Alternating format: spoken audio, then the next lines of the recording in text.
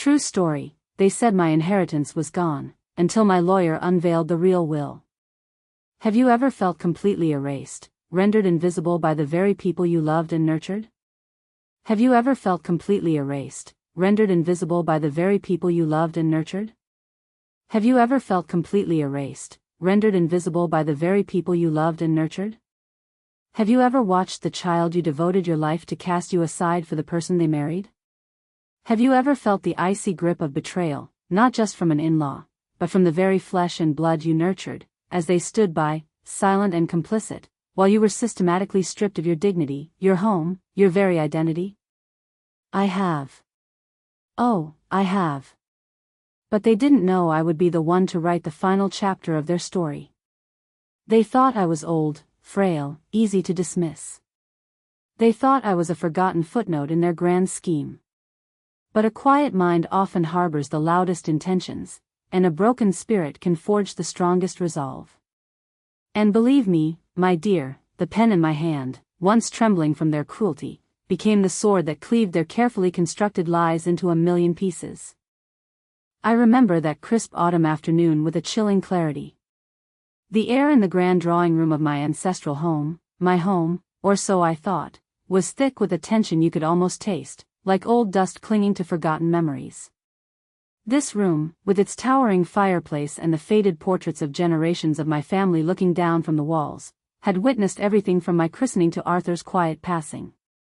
Sunlight streamed through the tall, mullioned windows, illuminating the motes dancing in the air, oblivious to the storm brewing beneath them.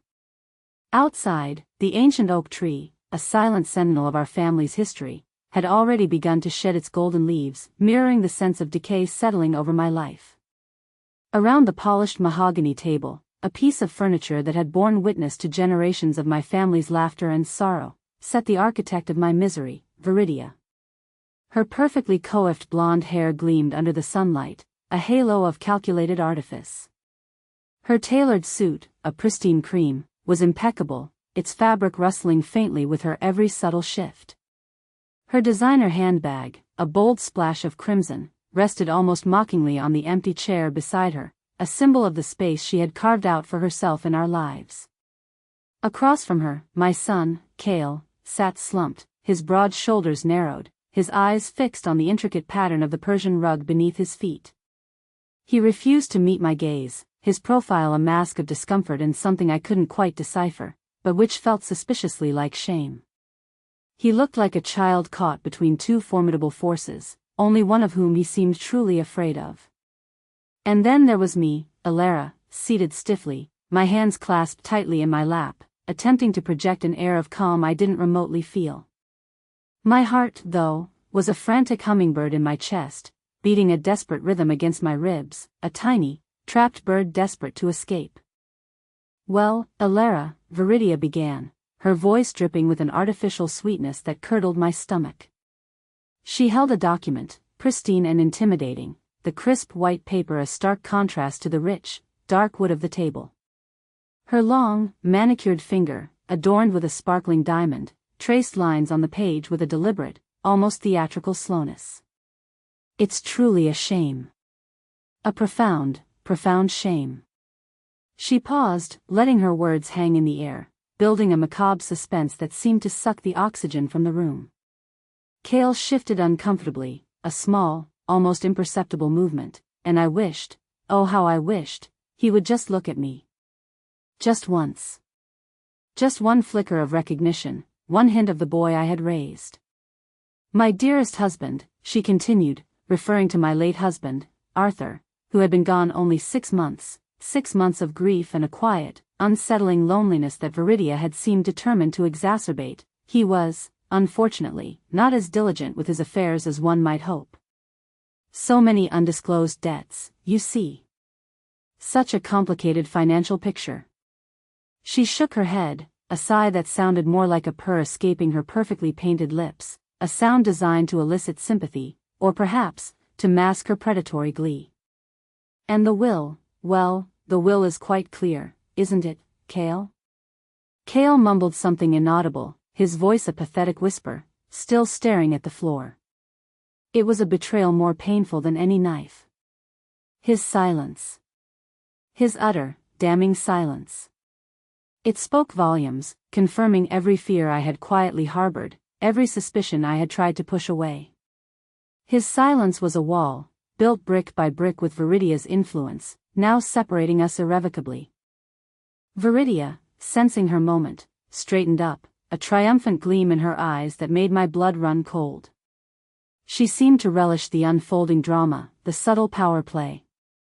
The lawyers have been working tirelessly, Alara. And after extensive review, it's become unequivocally clear. The estate, including this rather charming old house, she gestured dismissively around the very room where Cale had taken his first steps, where Arthur and I had shared countless evenings, where generations of our family had lived and loved, is legally gone. Due to these unforeseen, and rather substantial, liabilities. Every last penny, every last brick, needed to cover the outstanding debts. A true tragedy, wouldn't you agree? I felt a cold dread creeping up my spine, coiling around my heart. This couldn't be happening. Arthur was meticulous. He wouldn't have left me like this. My mind screamed, rebelling against the words, searching for logic, for a flaw in her story. But my voice, miraculously, remained steady, though it felt like it belonged to someone else. What are you saying, Viridia? She smiled then, a wide, predatory grin that showed too much tooth, a flash of the viper beneath the polished facade. I'm saying, Alara, that the will Arthur left, the real will, the one legally recognized after all these complications, leaves everything to Cale and me. To us. To ensure the family's future, you see. As for you, she paused, her eyes raking over me, from my sensible shoes to my silver hair, as if cataloging my worthlessness, dissecting my very being. You have no claim. Nothing. It's all gone. Technically, you are currently residing here, without a legal right. The words hung in the air, sharp as shards of glass, piercing the thin veil of my composure. Homeless. Penniless. In my own home. My son, my Cale, remained silent, a statue of complicity, his gaze still fixed on the floor. I watched him, searching for any flicker of dissent, any sign of the boy who used to cling to my skirts, the young man who once swore he'd always protect me. There was nothing. Just an empty shell, manipulated and consumed.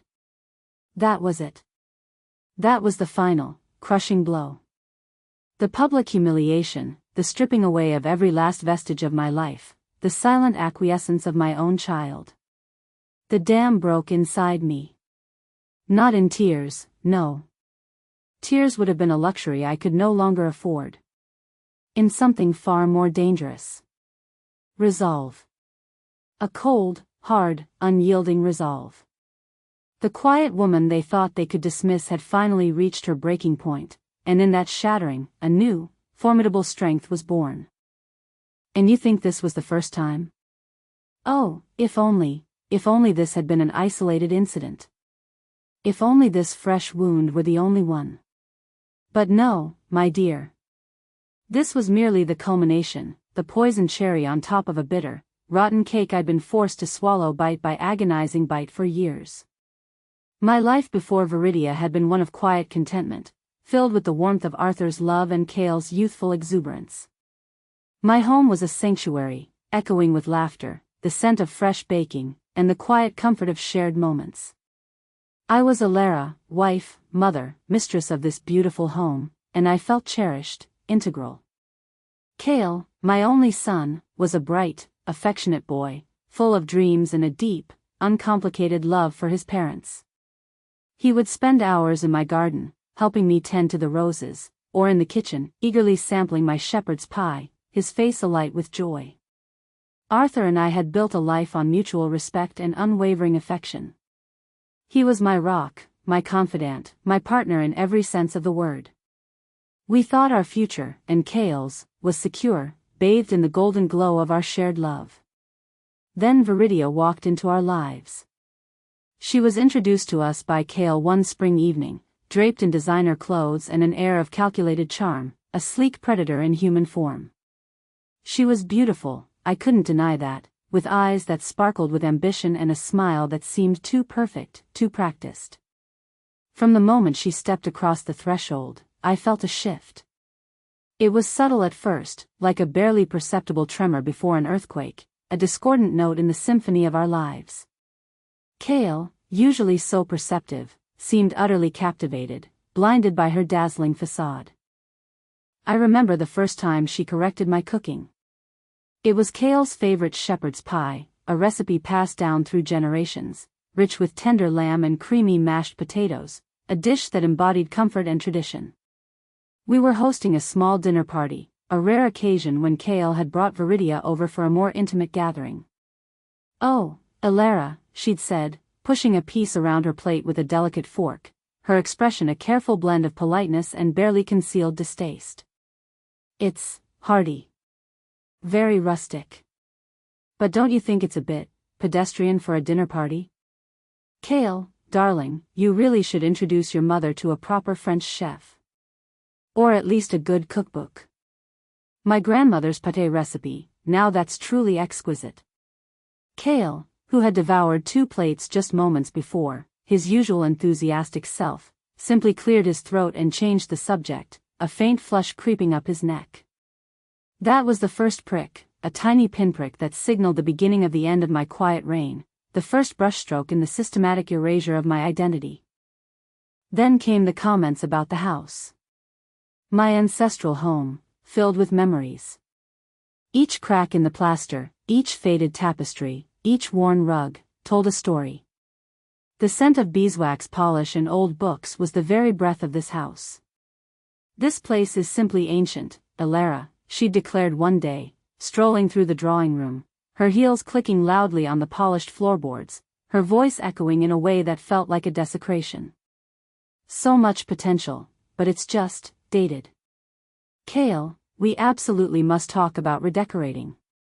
Perhaps a minimalist approach? All this clutter, it's terribly distracting. And that antique armchair? Honestly, it looks like it belongs in a museum, not a living room." She pointed at Arthur's favorite reading chair, its worn velvet arms testament to countless hours of quiet companionship, the one he'd fallen asleep in so many times, his newspaper still clutched in his hand. Kale had just nodded, a weak smile on his face, a nervous tick in his eye. "Yes, darling, whatever you think best." My heart ached, watching the light in my son's eyes dim, replaced by an anxious desire to please her, to appease her every whim. It felt like watching a slow, painful amputation.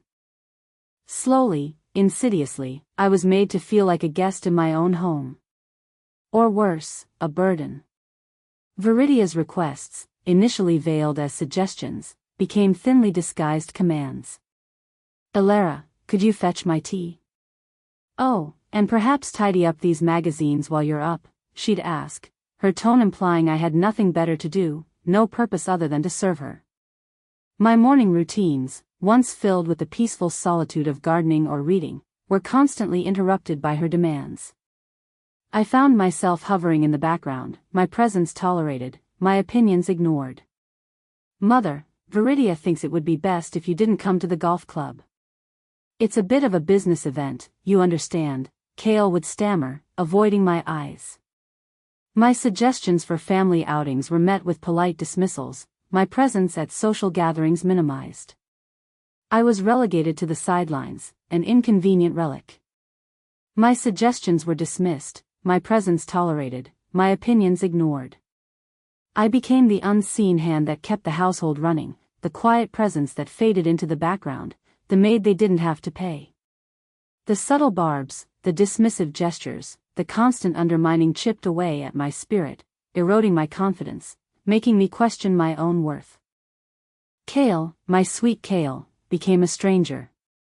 His calls grew less frequent, his visits shorter, his eyes holding a perpetually harried look whenever Viridia was near.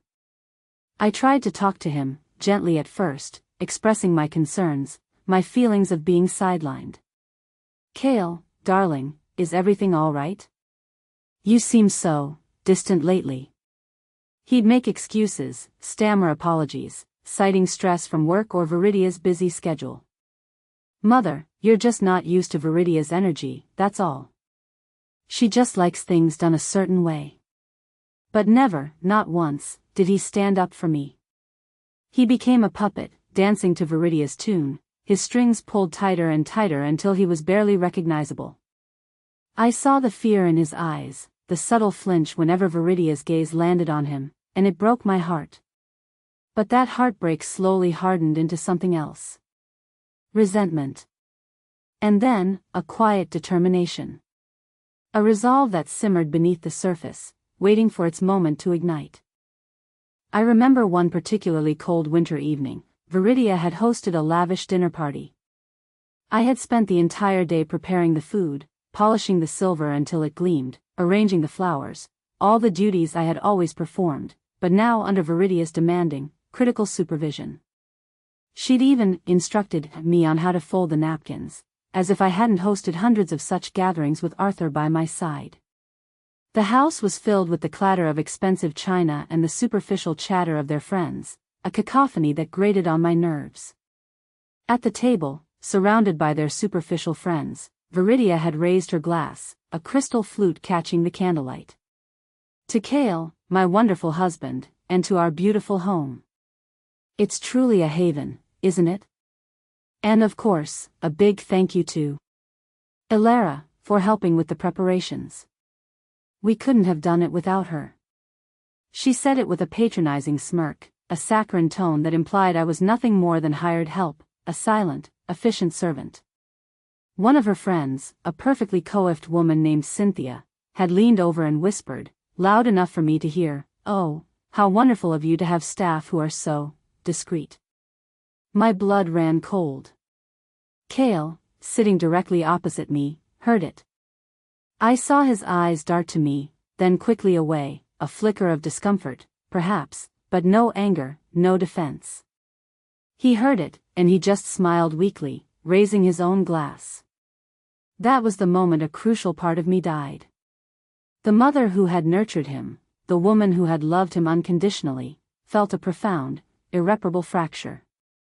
That night, alone in my room, the house eerily silent after the guests had departed, I lay in my bed, staring at the familiar patterns on the ceiling, the same patterns I'd stared at since I was a child.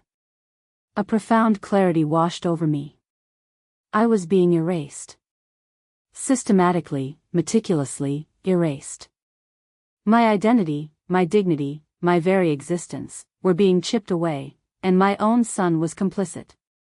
The grief was overwhelming, a suffocating blanket that threatened to smother me. But underneath it, a tiny ember of defiance began to glow. They thought I was old, frail, easy to manipulate. They thought I was a burden to be discarded. But they didn't know about the final secret my late husband left me. They didn't know about Arthur's foresight, his unwavering love, his silent, watchful intelligence. Arthur, bless his soul, was a man of quiet observation. He saw everything, even if he didn't always speak of it. He saw the shift in Cale, the tightening grip of Viridia. He saw the way my light was dimming, the subtle wounds I carried. He'd always been a meticulous planner, a man who believed in having contingency plans for his contingency plans. He had a sixth sense for trouble, for deception, honed through years of astute business dealings. And he adored me. He knew, deep in his bones, that Viridia was not to be trusted. He had seen the way she subtly undermined me, how she manipulated Cale, even before their marriage. He had tried to warn Cale, gently at first, then more firmly, speaking of character and integrity, of true love versus infatuation. But Cale, blinded by infatuation, dismissed his father's concerns as old-fashioned prejudices, as a father's natural protectiveness bordering on overpossessiveness. He couldn't see the serpent coiled within the beauty. One rainy afternoon, about a year before he passed, a quiet, melancholic day, Arthur had called me into his study. The room smelled of old leather and tobacco, a comforting, familiar scent that always brought me peace. He looked serious, his usually jovial eyes clouded with a quiet concern that tightened a knot in my stomach. "Elara, my love," he'd said, his voice low, tinged with a solemnity that instantly told me this was important. "I need to tell you something. Something important. Just in case." He spoke of a separate, sealed document. A real will, he called it, distinct from the one they would find in his main safe, the one that outlined the standard distribution of assets. No, this was different. This was a backup. A fail-safe. He described its location in precise detail. "It's in the old library, behind the false panel in the fireplace, behind the portrait of your great-grandfather. You'll know the one. The key is hidden inside your old music box. The one I gave you on our first anniversary. My music box." The delicate, intricately carved wooden box that played a tinkling melody, one of our favorite songs, a waltz we had danced to countless times. It sat on my dressing table, a constant, gentle reminder of our love, a sentimental treasure. I'd never suspected it held anything more than sentimental value.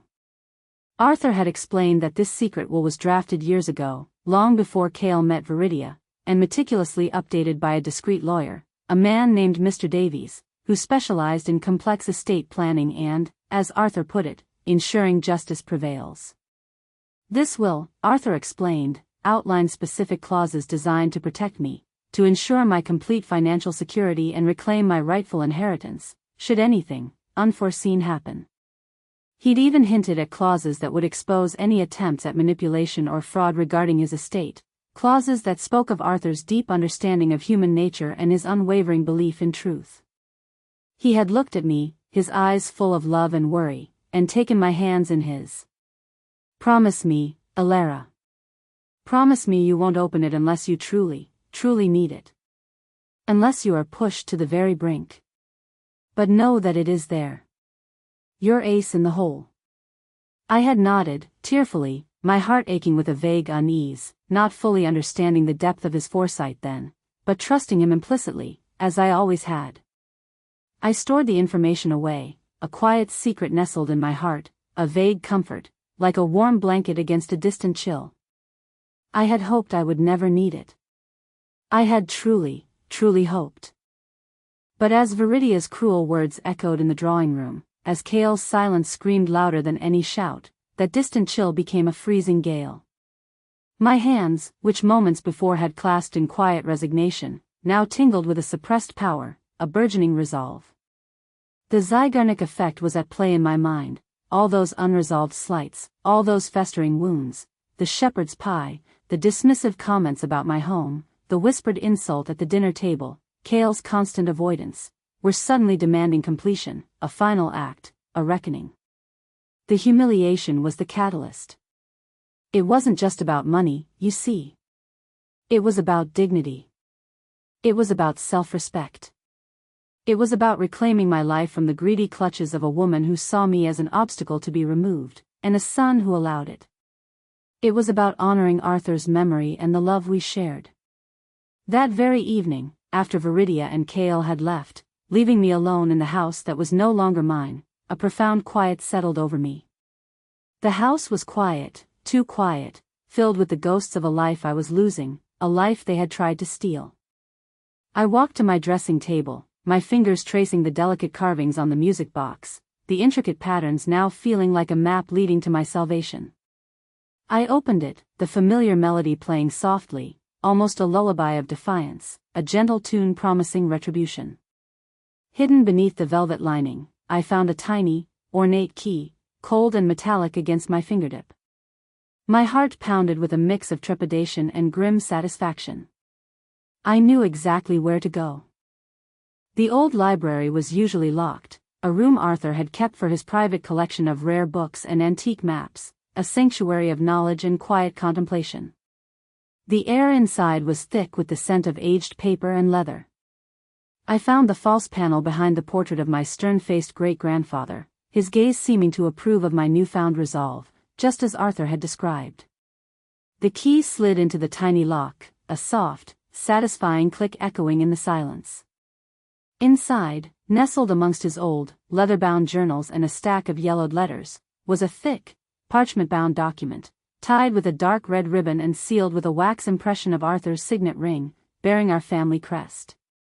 It was labeled, simply, Last Will and Testament, Ilara's Safeguard. My hands trembled as I took it out, the weight of it feeling like destiny. This was it. My secret trump card. The moment I decided to use it, the moment I decided to stop being the victim and start writing my own ending. The years of quiet suffering, the subtle barbs, Cale's heartbreaking silence, it all converged into this single, burning resolve. They had pushed me too far. They had underestimated me. And they were about to pay the price. I spent the next few weeks in a quiet flurry of activity, a serene storm brewing beneath my calm exterior. I contacted Mr. Davies, Arthur's discreet lawyer, a man with shrewd, kind eyes and a quiet confidence that was deeply reassuring.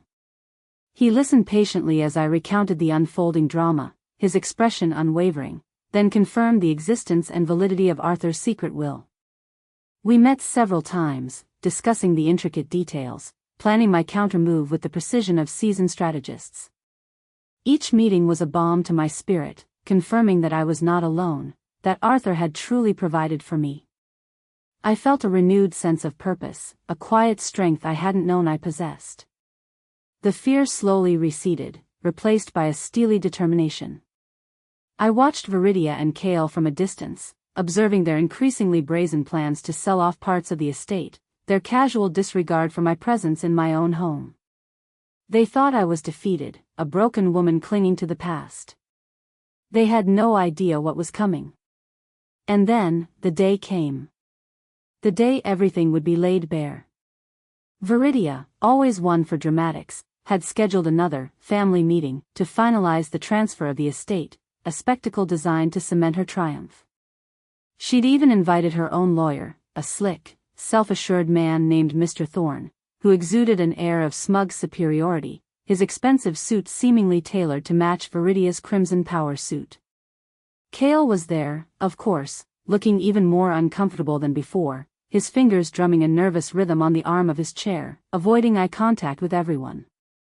He knew, I think, on some level, what a terrible wrong was being committed, the injustice of it all. But his fear of Viridia was a palpable thing, a shadow that clung to him, a tangible chain binding his will. The meeting was held in the same drawing room, the very stage of my public humiliation, a setting that now felt like a battleground. The autumn sun, once a gentle accomplice to Viridia's triumph, now felt like a spotlight illuminating the impending drama, casting long, dramatic shadows. Viridia, radiant in her crimson power suit, sat opposite me, her face a mask of barely contained glee, her posture exuding an aura of absolute control. "Well, Ilara," she began, a hint of impatience in her voice, a desire to get to the grand finale, "I believe we're all here to sign the final papers. Mr. Thorne has everything in order. A mere formality, really. Just a few signatures to transfer the ownership and finalize the divestment of assets."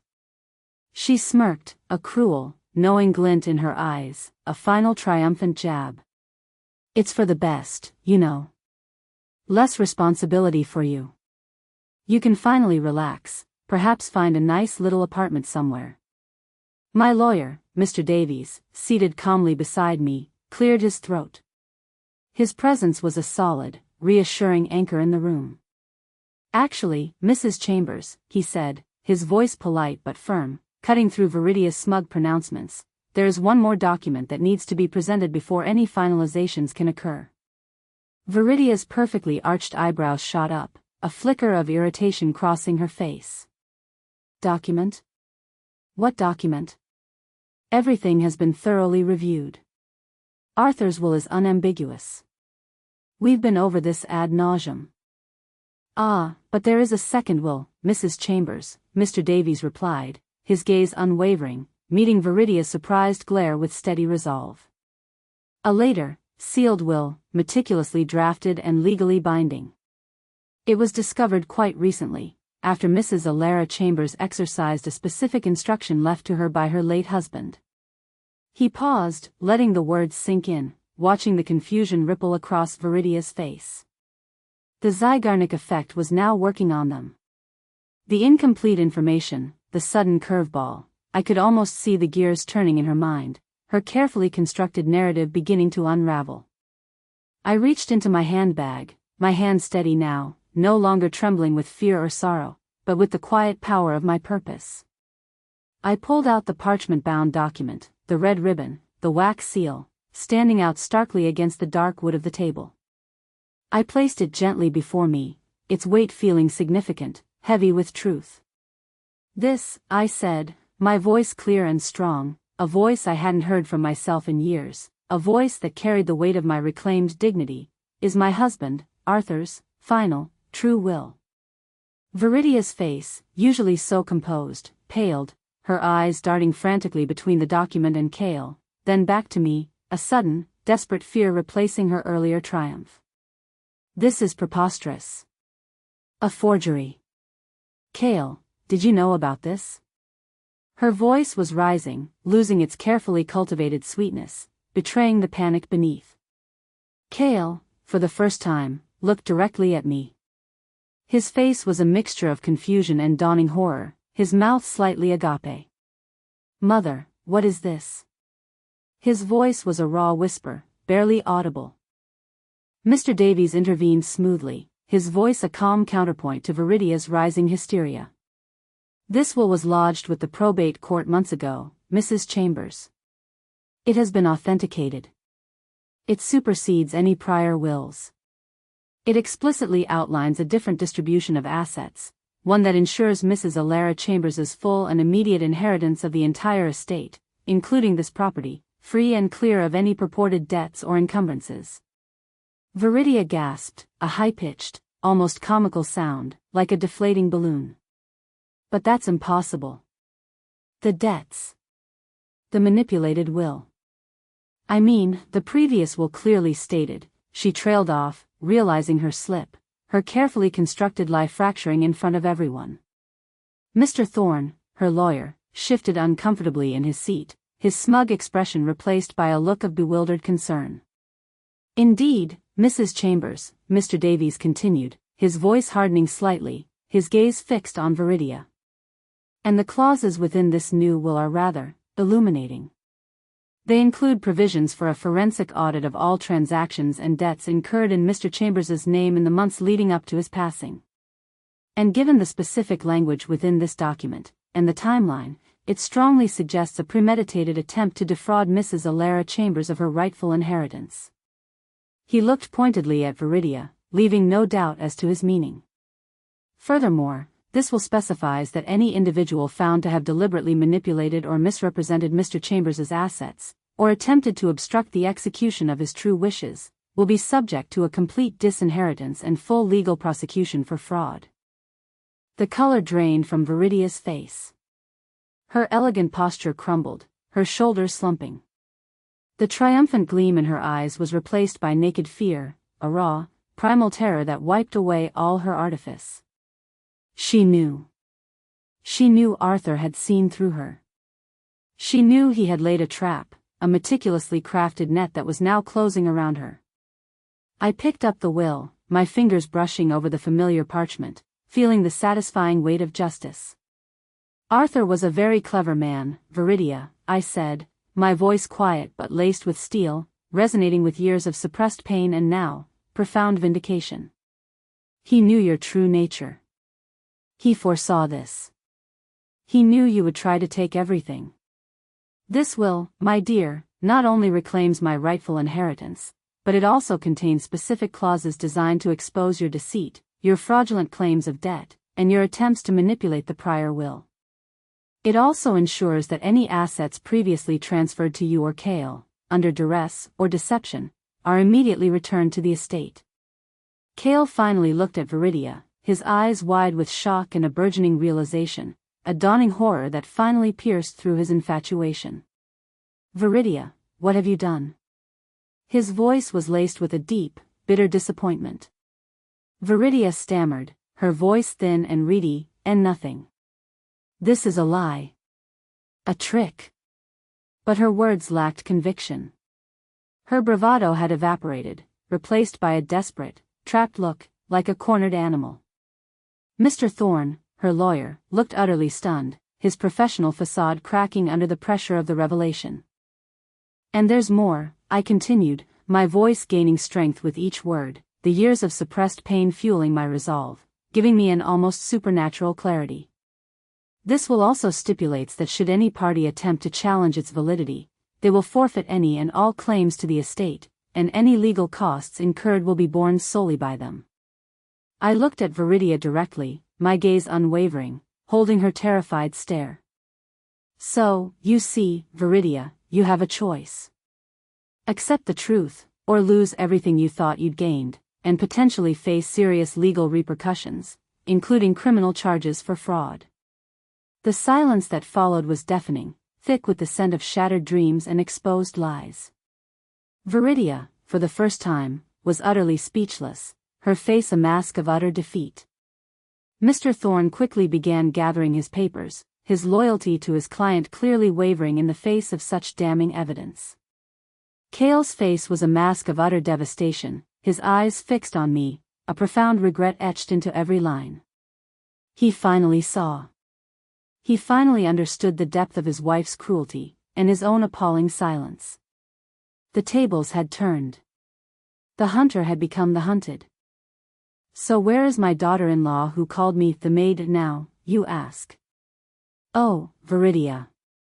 Her carefully constructed world, built on lies and greed, collapsed around her with a spectacular crash. The forensic audit, as stipulated in Arthur's real will, unearthed a meticulously woven web of fictitious debts, forged documents, and outright embezzlement she had orchestrated, attempting to siphon off Arthur's assets before his passing. She had been playing a long, dangerous game, and Arthur, from beyond the grave, had outsmarted her. The evidence was irrefutable, leaving her no room for denial. She was charged with multiple counts of fraud and attempting to manipulate a will. The legal battle was swift and decisive. She lost everything.